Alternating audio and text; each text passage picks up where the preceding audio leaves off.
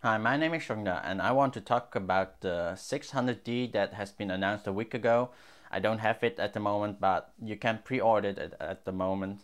And it's actually a very great camera. However, it's really annoys a lot of the people who already bought or just bought a 550D and a 60D, because it's literally between those two cameras, and it has one really extreme improvement which makes the other two a bit inferior.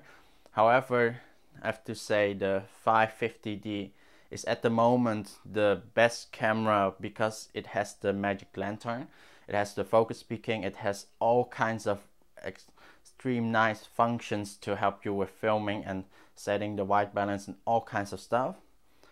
Also, with time lapse and all kinds of stuff, you don't have to add a remote. It all is programmed inside the camera with the magic lantern.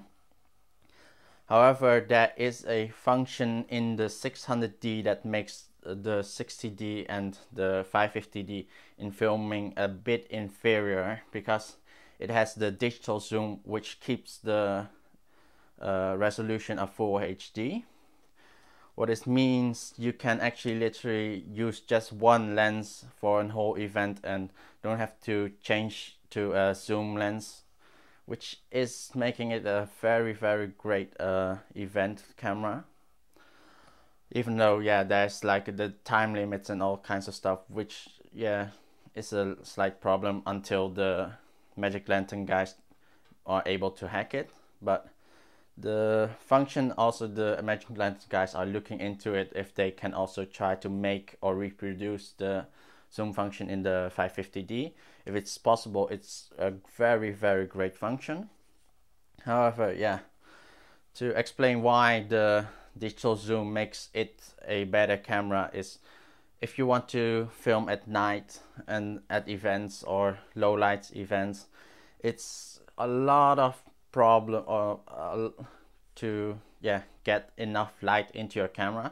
You have to mostly use primes with f1.4 or f1.8, and most zooms, which are the brightest zooms, are mostly f2.8, which is just not light enough for certain events, which does not have enough lighting onto the subjects you want.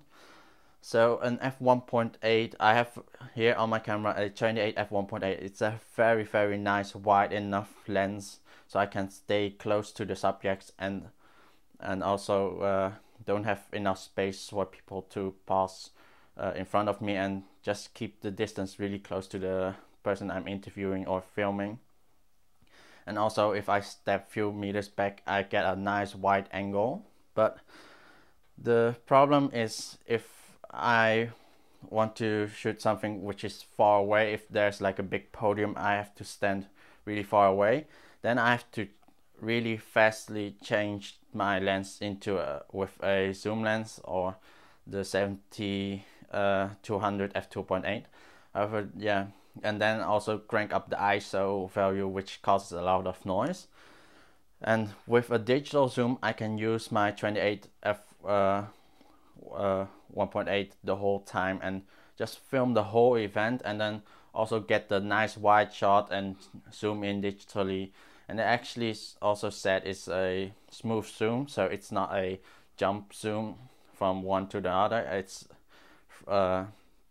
says they have a zoom from 3 times to 10 times, which is smooth, which makes it a very interesting function to have.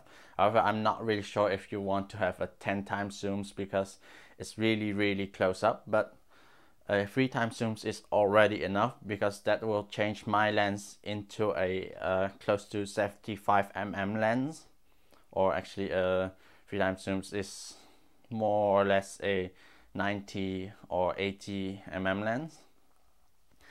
And yeah, it's just a very nice function or extra feature to have on the camera, which also a lot of, if you now look at a lot of cameras, the Canon is really up ahead with a lot of new functions added to it. Hopefully they also look into what all the magic lantern guys are doing to also add peaking and all kinds of nice stuff.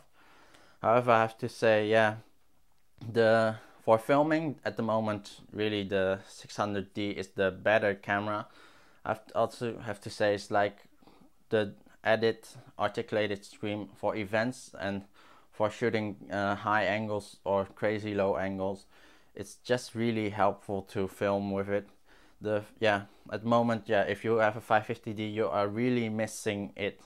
You have to buy either an extra monitor for like $300, or you can also get like the moment remotes, a small remote with live view screen for around $100 to get that.